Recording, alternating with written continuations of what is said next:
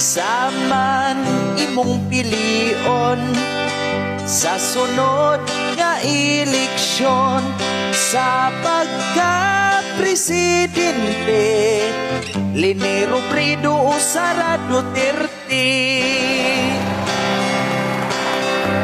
Akong pilion si Inday Sara para mahunong ang iligal nga duga, mahadlok na ang mga adik, sa suyop-suyop dili na mubalik.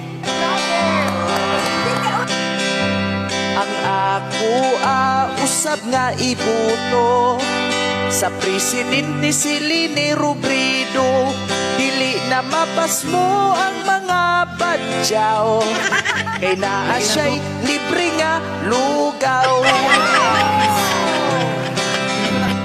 Kinsa man imong pilion sa sunod nga eleksyon, sa pagka-presidente, Leni Robredo o Sara Duterte. Mabuhay ka, tol.